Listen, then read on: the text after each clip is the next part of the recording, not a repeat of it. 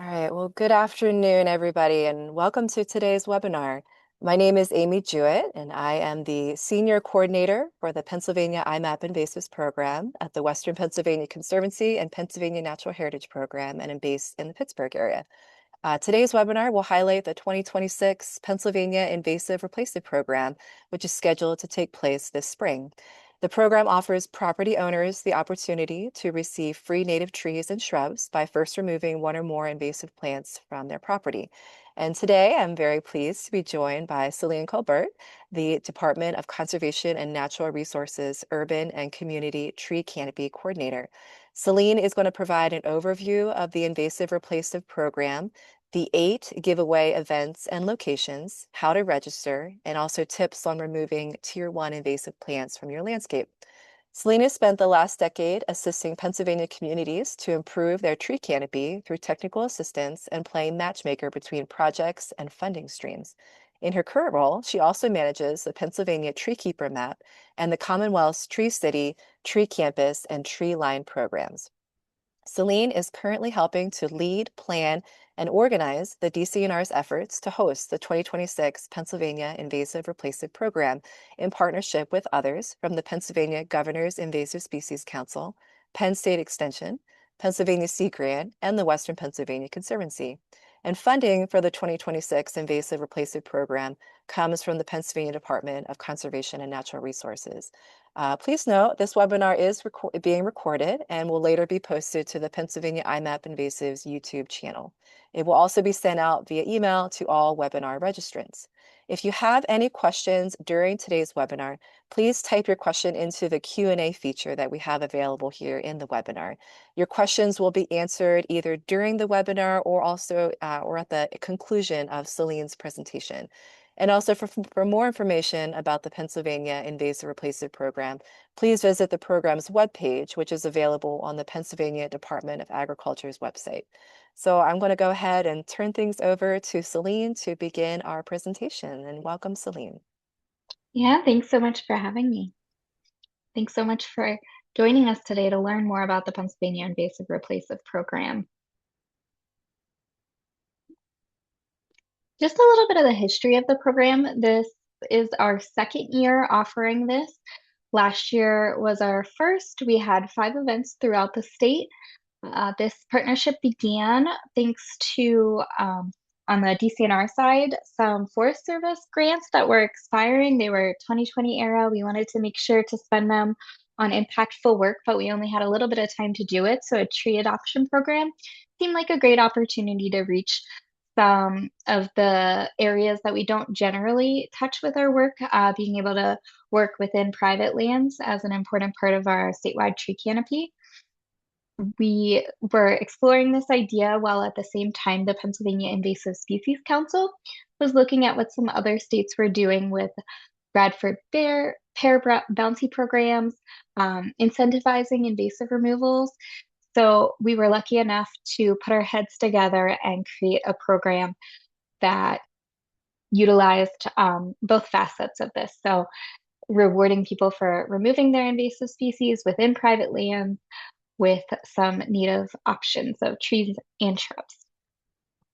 So this partnership is vast. If you're not familiar with the Pennsylvania Invasive Species Council, it's made up of people from a variety of different organizations. So we're lucky that just that partnership kind of brought in so many resources to the team. So between Master Watershed Steward Program, individuals at Penn State Extension, Pennsylvania Sea Grant, Western Pennsylvania Conservancy, the Department of Ag, and DCNR.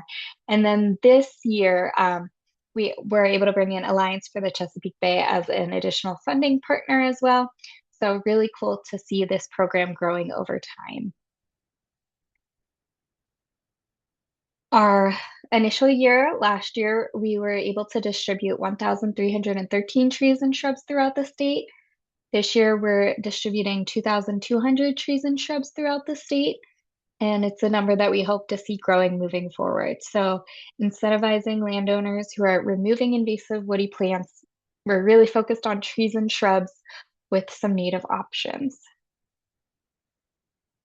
This is just a fun little map created from last year's events. So you can see the 5 stars are our 5 event locations throughout the state. And these are where the people came from. So despite having kind of limited geography due to our capacity and funding at the time, we were able to reach a lot of different areas of the state. Obviously, we aren't hitting everywhere, but it is something that we hope to grow to do in the future. But that being said, we are growing this year with 8 different events throughout the state. So we will have them happening throughout the month of May. Sorry. Take a look at this map and see what event would be closest to you.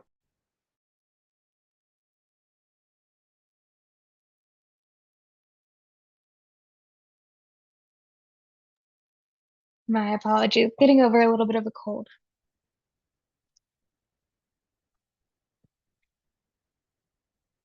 So last year, if you're familiar with the program, we were distributing up to 5 trees or shrubs per participant. We saw a lot of interest in the program. So hoping to still make it worth people's time and energy to come out to the events, but wanting to spread and impact more individuals, we're giving up to 3 trees or shrubs this year.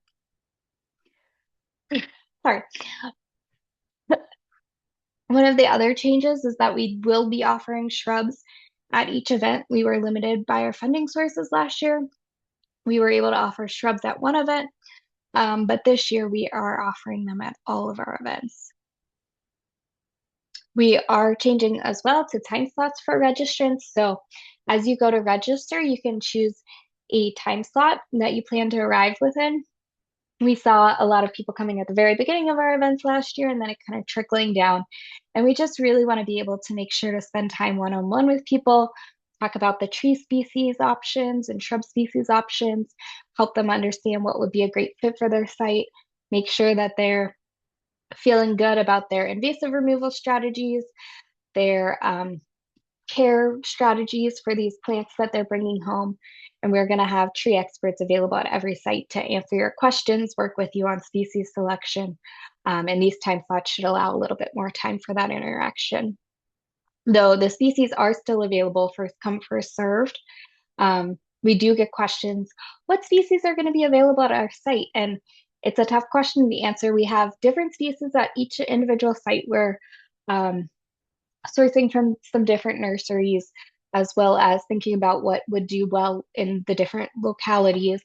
And then there is the chance, as our nurseries are putting together our orders to send to us, that there could be a frost issue or a rabbit issue or something along those lines where those species could change last minute. So that's why we are staying flexible, but there will be a variety of species to choose from at each event.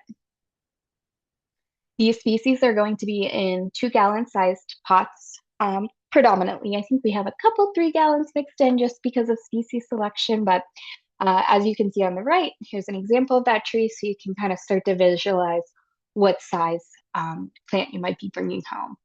And then because we do want to spread the impact as far as possible, we are limited in resources. So we are not going to accept recipients from 2025 into this year's program. But if you were on the wait list in 2025 and didn't receive a tree or shrub as part of that, then you are definitely eligible to apply this year. How to participate. So first, think about your invasive removal.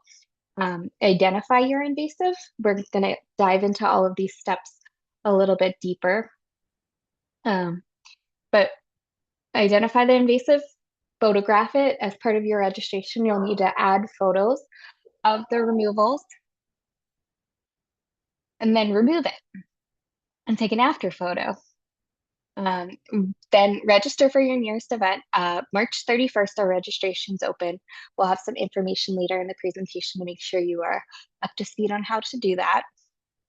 And then when attending the event, like I mentioned, we will have experts on hand to help you with species selection. So as you're preparing for the event, think about where you want the plant to go.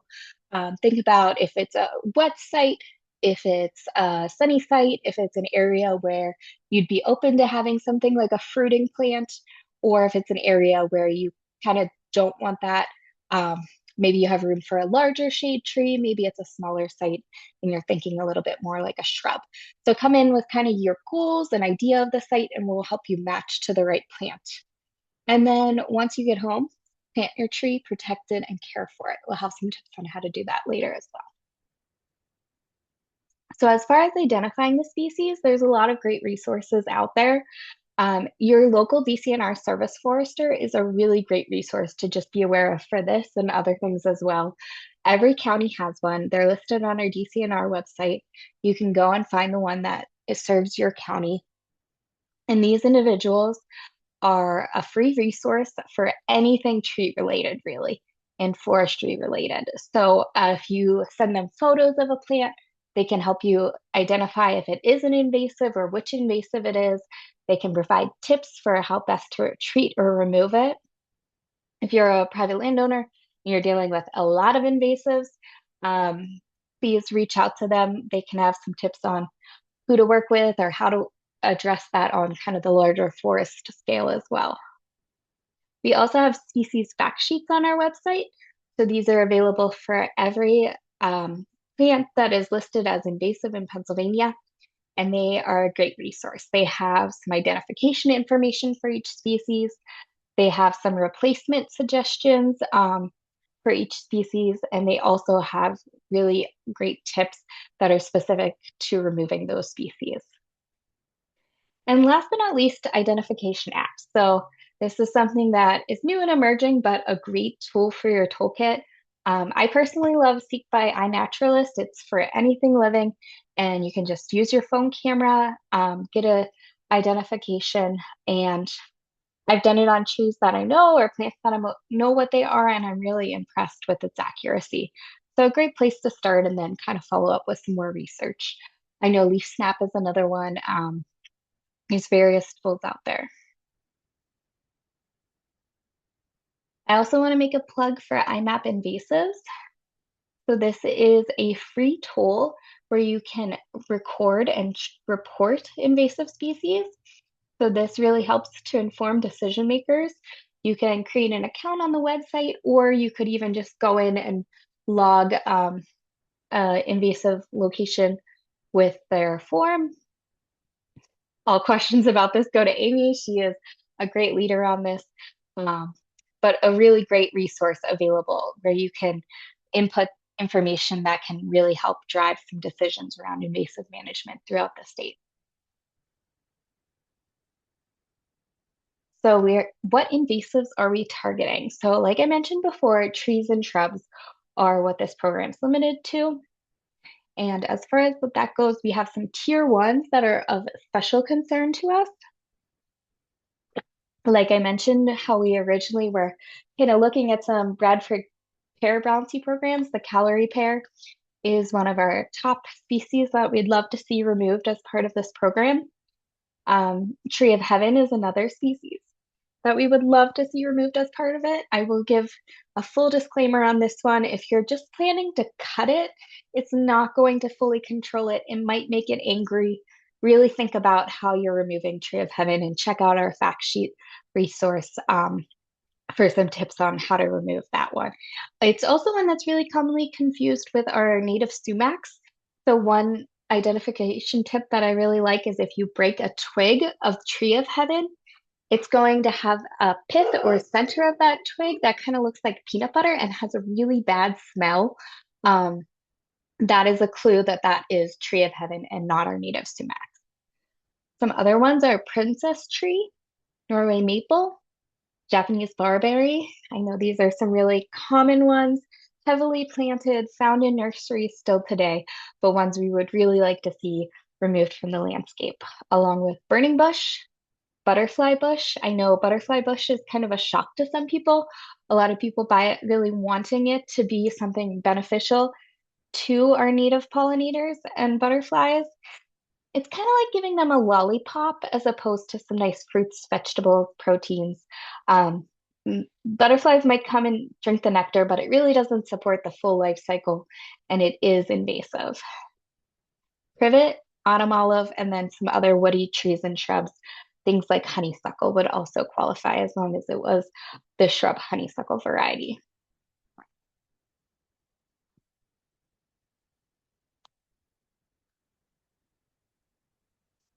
So removing these plants, let's talk about some tips for that. So mechanical removal, mainly pulling out or cutting out the plants, it's really good to make sure that you dig out the roots completely. So our trees and shrubs, especially our invasive ones, are really great at surviving and they're really good at resprouting. So if you can remove the whole root system, that would be ideal. If that's not an option, then keep checking on that plant year after year. Really, 3 years minimum, I would say go back there, see if any sprouts are coming up, and continue removing anything that comes up from that root system. It's a great practice to bag and trash all the plant material. I know this isn't always possible, especially depending on the size of the plant. That's why this time of year could be a good time to remove it before things go to seed, making sure not to spread that seed. One that I is not one of our tier one or qualifiable invasives, but a common invasive on the landscape, Japanese knotweed, that can really propagate from any cutting. So it's really important to bag and trash something like that. Again, our fact sheets will have this information so you can help really identify your specific species that you're dealing with and the best ways to manage it. But we just want to make sure that we're not moving it as part of our removal attempts. So if it was in seed, bagging that, making sure that those seeds aren't getting spread, aren't put in your compost pile. But this time of year, we have that benefit that they're not really in seed yet. And then make sure to revisit the site and check for resprouts, especially if you can't get all the roots.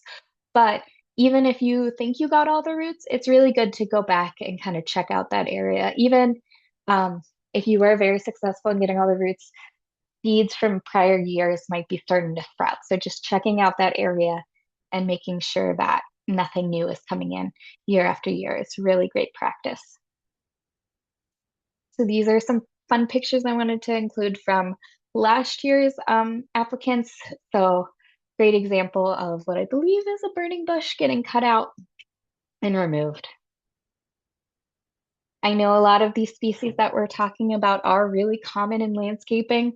They're cheap, they're hardy, so developers love to use them, but it really is important to think about the environment we're in. As you can see, there's a lot of woodlands behind this home, so I'm sure this barberry and others is spreading even places that they're not seeing thanks to our birds. Some other examples from last year of some removals to get you inspired and ready to get out there to do some work. Um, Another tool in the toolkit is herbicides. So this is something that it's really important to read and follow the label. On herbicides, the label is actually the law. So make sure that the herbicide you're selecting is one that's for that species in particular that you're liking to remove. Um, I know a lot of the herbicides in the market are for things like crabgrass or within lawns. And this is totally different. We're treating a brush, woody species. So that active ingredient and the surfactants that they use to help the herbicides really infiltrate and stick to the target species is going to be different. So make sure to keep an eye out for that. Look for products that are labeled brush control when you're at Tractor Supply, Home Depot, Lowe's, wherever you're purchasing this material. A lot of times you can get it pre-mixed, ready to go. Some of the active ingredients that are good for trees and shrubs are glyphosate or triclopyr, but there are some others as well that might be on the products. And then when we're doing it, we're really selective. So our goal is to use the smallest amount necessary to achieve our goal of killing the plant along with the root system. So like on this left-hand picture, we're dealing with Tree of Heaven. Like I said, just cutting it is not going to control it. It's gonna make it angry. So here we see someone performing what we call a hack and squirt, where they're actually using a hatchet to make little pockets into the bark of the tree and inserting the chemical there so that it can move through the cambium of the tree and really reach that root system as well. On the right, that's happening with a Norway maple. As you can see, you have to make some multiple cuts around it, but it's a really small amount, very targeted. And then in the center, I believe what he's doing is a basil bark or a cut stump. So basically a similar idea where you're really targeting getting it into the cambium of the plant. Here, you might cut it and just right after you cut it, apply it to the stump so that it can infiltrate to the roots, or doing something on a thinner diameter plant where you go around the outside of the bark and it's able to soak in and reach the root system. So definitely some tools in the toolkit. So you've removed your plant, you've taken your before and after pictures, and you're ready to go. So our registration opens March 31st next week. So feel free to get out there and cut some invasives and remove some invasives this weekend. You can visit our website. Like Amy mentioned, it's on the PDA website, but here's a short code to get you right there, a QR code. And then it's really best to have your before and after pictures ready to go when you're registering. As you go through the process, it will send you a follow-up link if you need to add them after, if you're like doing it on your phone and the pictures are on your computer. But it's just best to be sure that you're fully registered and have those pictures attached to your application so we don't have to reach back out to you and remind you to add pictures to make sure that you're registered. Doing it at the same time would be ideal. So once you are registered, you're thinking about what to expect at an event. So like I mentioned before, we're going to have time slots. Check in during your time slot. Once our time slots are full, anyone can still register for the wait list of that event, and that's going to be unlimited. So the last half hour of each event, we're going to invite anyone from the wait list to come and receive plants. So that application will look exactly the same. You'll have to have removed an invasive species, but then you can come and get things that are remaining. It is free registration, so we do expect to have trees available for the wait list at the end of each event. So just getting there right as that half hour time slot begins would be best. So if you're registered, come during your time slot. Know that there's going to be experts there. So come with your tree questions. Maybe it's not even related to an invasive, but you want to know how to properly care for a maple tree you just planted or anything tree related. We're going to be there and we're going to want to talk about trees. So please come with your questions. Take advantage of the resource that we're offering you right then and there. You'll receive your replacement trees or shrubs. Like I mentioned before, you'll have up to 3 that you can receive. If you don't need 3, you don't have to take 3. As you go through registration, you'll say how many you're interested in, and that'll just let us know if a lot of people just need 1 or 2, then we can open up registrations for some more participants. And then we're going to provide some guidance on planting and long-term care, talking you through some options. Again, bring your questions here. And all of our events throughout the state are going to look a little bit different, but some of them are going to have partners tabling, some nonprofits doing native plant sales, different seminars, planting demonstrations. So even if you're on the wait list, we're going to reach out to you beforehand and know what else is going on at the same time in case there's something that interests you. So you can plan to hang out a little bit longer at the events if interested. And then this is just some pictures from last year's events, kind of giving you an idea of what size trees you might be taking home. They're generally 1 to 4 feet tall in these 2-gallon containers. If you're planning to transport them in something like a truck bed where it's open, it is a good idea to bring some tarps or garbage bags, something to make sure that the leaves don't get dried out from the wind as you're moving. But putting them in the back of an SUV or something along those lines would be great. And then planting your trees and shrubs. So you come home and you have this container as plants. Here's what the root system might look like. This is actually worst case scenario. Hopefully it's not like this, but be prepared for whatever it looks like. And the procedure is really the same no matter what. So these containerized trees have 100% of their root system. If we're planting something that's bare root, it might have as little as 10% of its root system. So I give you full permission to take away some of the roots. It doesn't need 100% at this point. What's more important is that these roots aren't circling or girdling. So as they hit the container, sometimes they might start to move in a circle, which can really choke the tree over time because it's kind of trained that way and its memory is to go that way, even if there's now room to move out. So it's really important to start kind of massaging those roots, getting them all facing out, and then kind of cutting off any of the ones that might be going in a different direction. So some tools that might be good for this, a little trowel, a three-pronged finger to kind of comb out those roots, um, a soil knife to cut the sides, or even a shovel could work. If you have old pruning shears that you're okay dulling up a bit, kind of getting in there and making some clips, we really want to make those roots go out instead of around. And if we need to cut off some to do so, that's perfectly all right.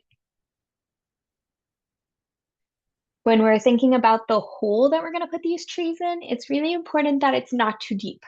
So we want to make sure that the flare, or where the trunk enters the root system, and it might be really subtle because these are smaller plants, but we want to make sure that that area is at ground level. So even as it's in the pot, it might have a little bit of dirt over that. So you might have to kind of work some of that dirt away to see that area where the roots are hitting the trunk. So make sure that that is at ground level, and make sure any soil below that is pretty well tamped down so that it doesn't sink as it's kind of settling in its home. So it's important to not dig too deep, which is good, right? Less work. But we want to dig a nice wide hole. So about 2 to 3 times wider than the root ball would be ideal. Just giving it a chance to get started in some loose soil before it makes it to whatever normal soil is there that might be a little bit more compacted. As we're doing it, it's not essential to amend the soil or add anything. It's actually kind of better to leave whatever soil type that it's going to be facing is. Because if it's just a little hole with really nice soil, we might end up with that girdling root situation again, where it just gets kind of spoiled. If you need more soil for the hole, then you can, but you don't have to worry about putting it in anything that's extra nice for it. And then as far as protecting and caring for your new plants, some sort of protection from deer is good. Maybe you're in a fenced-in yard and this is less of a concern, but they are definitely a predator. They really like our new nursery grown stock as opposed to even what's natively in the woods, because it has a little bit more nutrients. Usually it's probably had some fertilizer. Rabbits, voles, all of these could be things that might want to eat your new plants. So putting a little bit of caging or a tree tube around it is ideal. We will not have them available at our events, unfortunately, but we do recommend them. We also want to make sure to water consistently during the growing season.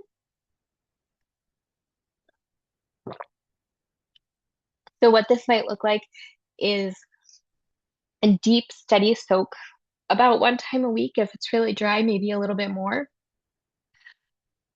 So leaving a hose there for maybe 3 minutes, filling up a 5-gallon bucket with holes in the bottom and letting that sit and slowly penetrate. Those would be some good options. And also applying some mulch around the tree.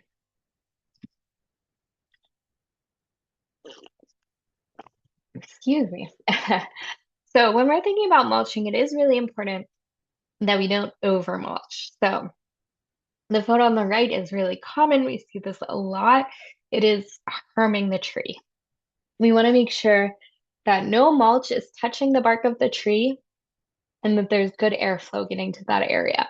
The microbes that are breaking down the mulch and making all those good nutrients for the soil really don't know the difference between the tree bark and the mulch. So we want to make sure to keep those away and make sure that there's good airflow. We also need to make sure that it's not too deep, because our roots do need airflow exchange. Some additional resources for proper tree planting and care. Treesaregood.org is through the International Society of Arboriculture. You can find certified arborists. If you are looking for a tree care professional, we definitely recommend choosing a certified arborist. Um, they have to have experience, take a test, do continuing education. Being an arborist is a profession that is not regulated, so anyone could call themselves an arborist. So we really look for certified arborists as our tree experts. There's also some tree owner resources available there that are great reference materials on how to plant and care for trees. We have our partners in Tree Pittsburgh have a great tree planting video. Some of our planting stock in the western side of the state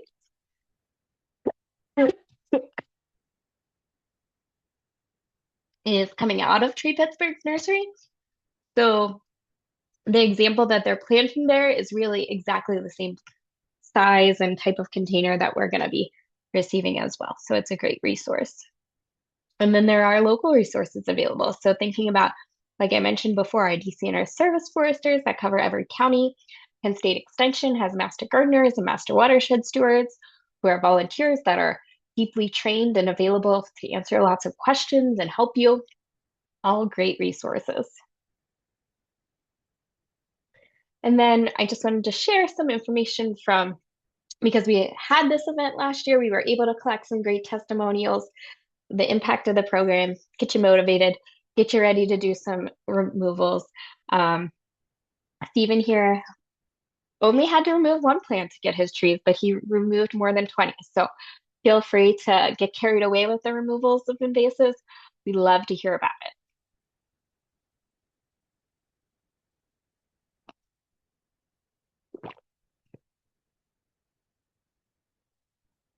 When we're doing this work, we are really thinking about our wildlife and creating a good ecosystem, and our insects and bugs are a really important part of that.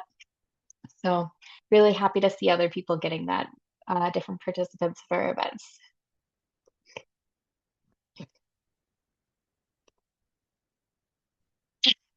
And something that we did hear from a lot of people was that they just weren't sure where to go for native plants. So we are happy to make that connection, but know that there are native plants available at nurseries all over the state. Sometimes they're not even labeled that they're native, but if you do some research on the scientific names on the plants, um, you might see that some of them are actually native. And when we choose those over the invasives, then we are kind of voting with our dollar and showing that there is demand for these native plants. So hopefully more nurseries will start carrying them. The nurseries that are carrying them will start to really push for more and more. So that is our goal. Okay, I'll dive into questions. That is my contact information. If you are having any questions after this, please feel free to reach out. If you're interested in being a part of this, um, one of our limiting factors is people that are willing to be event captains throughout the state.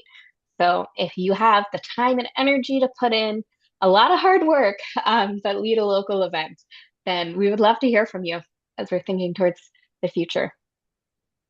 Great. Thank you, Celine. That was some really great information. And while you were doing your presentation, there was a whole bunch of questions that were coming in.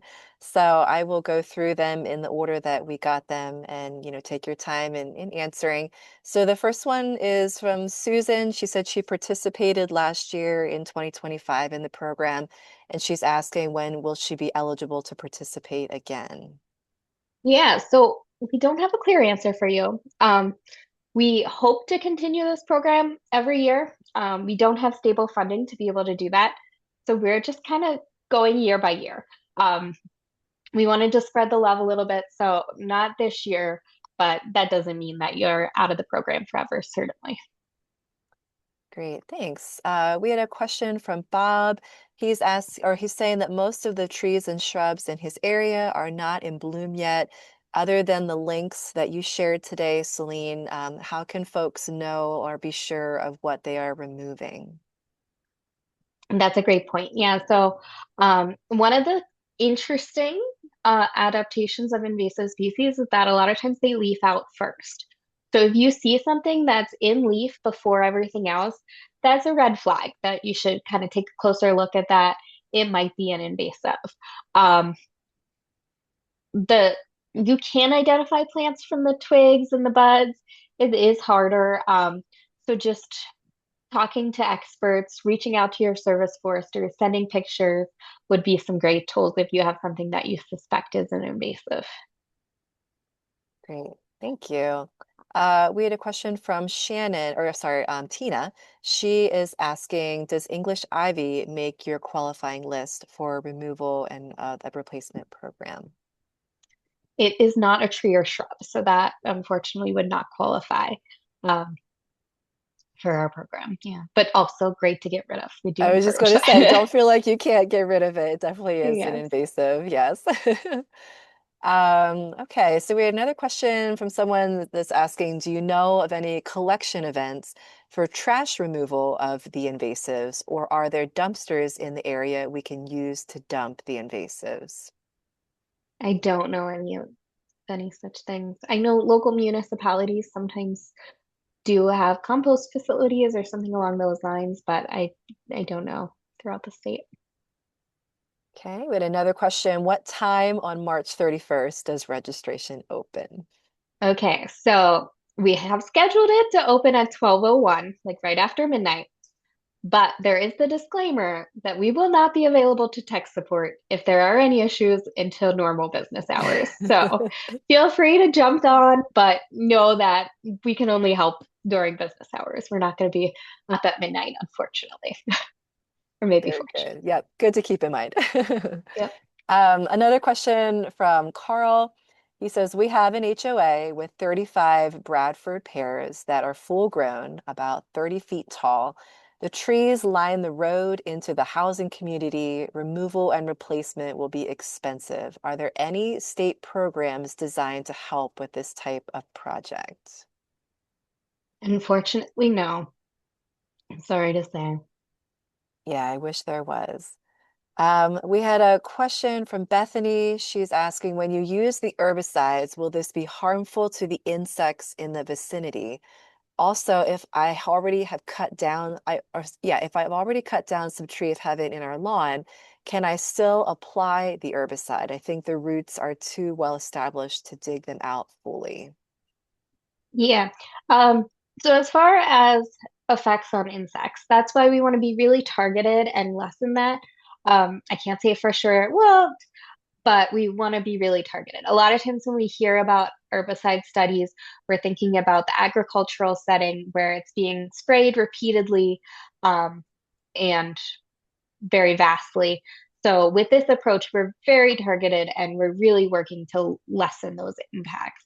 Um, it's not like the sorry, I lost my train of thought. But we're wanting to be really targeted. So that is key to really minimizing any impacts on species that we're not hoping to impact. Um, and then from your tree of heaven example, I would keep an eye on the area as things resprout, doing like, especially when they're really little seedlings, spraying them to hopefully transfer that back into the roots would be key. So just keep an eye out for any resprouts and you'll be able to treat those. But if the stump has been cut a while ago, then it probably isn't your best route. Okay, very good. We had a question from Susan. She asked, is the wait list open for 2025 tree recipients? So I'm not, No, that would be the same as, yeah, we're okay. gonna, Okay, we had a question from Edgar. He says, I have had poor results removing calorie pear with cutting them down and then cutting out recurring sprouts. They come back year after year. Will the same method advised for tree of heaven using cuts to the bark and an herbicide like glyphosate work for calorie pear? yeah, I would recommend what we call the hack and squirt if you want to look it up. I know Penn State Extension has some good YouTube videos, but the hack and squirt method for any invasive tree is a good tool. Okay. A question from Tom. He said, I already cut a few trees and shrubs about a week ago and did not take any before pictures. Can I take after pictures and still qualify? Yeah, yeah, you can be okay. You can submit after pictures before and after, just preferred. Okay. Someone asked, how many invasives do you have to remove if you want to receive 3 plants? Just one, but feel free to remove three or more. Or more, definitely more. Um, okay, we had a question from Deborah. She says a section of our HOA wants to remove a total of 8 Bradford pears. Can we apply for 8 trees as a group, or must each homeowner apply separately? Each homeowner would need to apply separately, and they would have to come pick up their own trees at the events. Okay. Question from Cynthia. Although the types of trees and shrubs available will vary, what are some of the species that will be available? Yeah, so like I said, each event is going to be unique, but I can, I'm gonna stop. All right. Um, pull up our list of plants. I know we're going to have service berries and hazelnuts. I believe we're going to have some pawpaws at some of the events.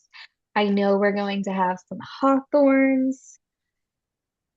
We have all kinds of good ones. I cannot even drop in the chat the full list of everything that we'll have at each event, um, like in total, but then just not necessarily at every event. Yeah, actually, Yeah, Celine, if you want to send that list to me, I can include that on the email that I'll send that has the link to the recording for today's webinar. So that way everyone gets that information easily. yeah, okay. Great, thank you. Some more questions. We're not done yet.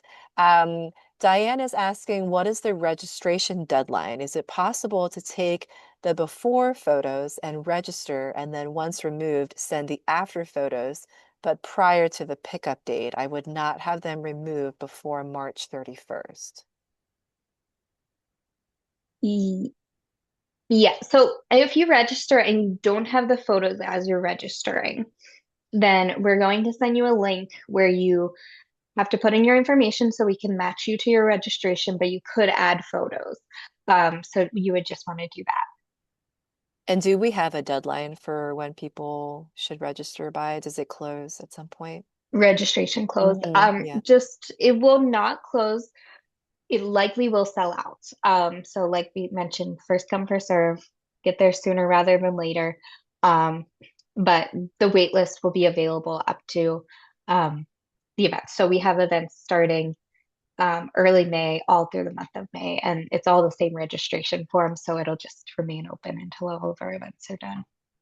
Okay, perfect. Danny asked, does Forsythia qualify for the program? I'm not sure if that's on our DCNR list. I don't think it is. Not that it shouldn't be, but I just don't think it actually is. And if you're not sure, Celine, we can always get back in touch as well and make sure we get these Yeah, questions answered for these individuals. So not to worry if we don't know definitely. the answers to some. We have just a few more. Loretta is asking, I removed 3 burning bush and 3 Japanese barberry in the fall, having just moved to a new home. Not sure if I have the photos. If I find, can I submit? Yes, so if you just moved, maybe you have Zillow pictures of the house with the invasives. That would be a before picture. Google Street View of the invasives could be a great before picture, and then just show us that they're not there anymore. Great suggestion. Question from Sue. She said, where do I find the listing that I can use to help determine what is invasive? I think that you said that I can contact the forester. Where is the link? Yeah, so as far as the